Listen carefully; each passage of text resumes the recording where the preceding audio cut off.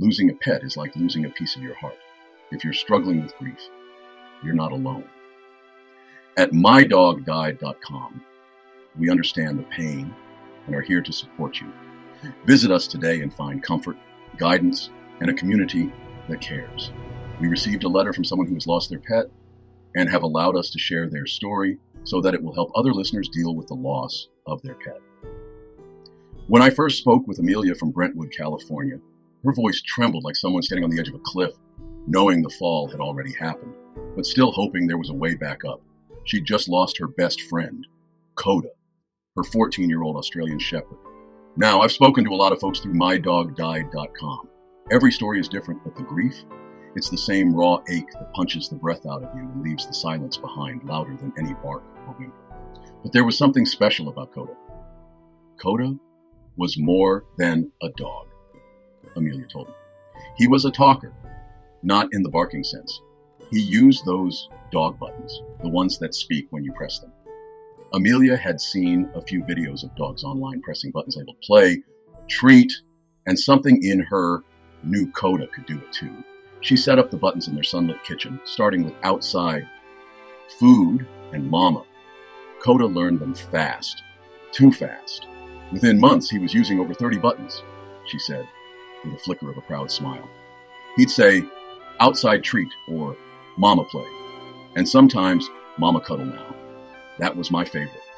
Koda wasn't just intelligent, he was a soul whisperer, an Aussie with a personality as vibrant as a summer breeze, and a backside that never stopped wiggling. Amelia called him her wigglebutt, but nothing prepared her for the day he pushed sad 3 times. Amelia told me how it happened on a quiet Sunday morning. She was making coffee, Koda was lying near the patio door. He slowly got up, padded over to the buttons, and pressed sad, sad, sad.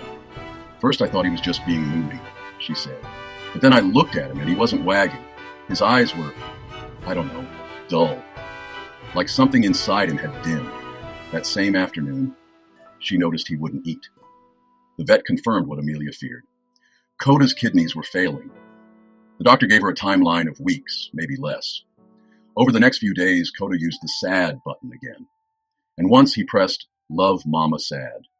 Amelia said that nearly broke her. Koda told me goodbye in his own way, she whispered.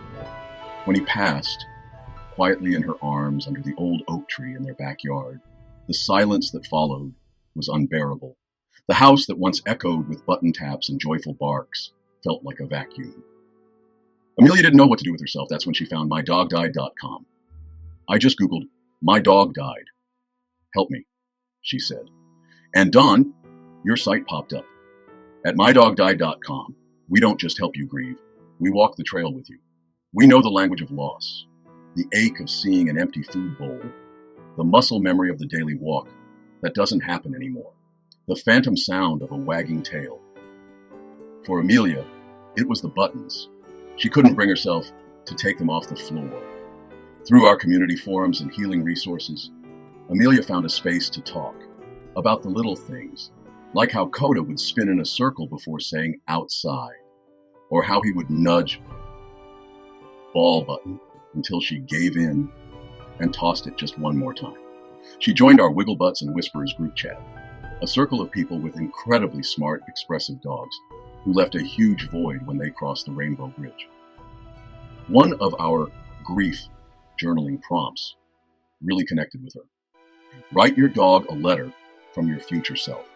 That letter turned into a love story, a tribute, and eventually a video that she shared on our memorial wall, a montage of Koda pressing his buttons, playing in the sprinklers, snuggling on the couch. It was beautiful. In one part, Koda presses, Koda, happy. Mama, happy. Amelia said watching, that helped her smile again. Now, almost 6 months later, Amelia's healing. The buttons are still there, tucked in a basket. But she says she's not quite ready to pack them away, and that's okay. I think someday I might get another Aussie, she told me recently. Not to replace Koda, never that, but maybe to share the love he taught me how to give. Koda showed me how to listen with my heart. I want to give that gift again. At mydogdied.com, we often say, love doesn't end when the leash does. And for Amelia and Koda, that couldn't be more true. He was more than a dog. He was a talker, a healer, a wigglebutt with a heart too big for one lifetime. Rest easy, Koda. You still speak through every button, every memory, every heartbeat that loved you. Your love for your pet never fades, and neither should your support. If you're grieving, don't go through it alone. Visit mydogdied.com or call us at 855-925-2658 and connect with those who truly understand. Healing starts here. Don't forget to like, subscribe, and share with someone who needs comfort today.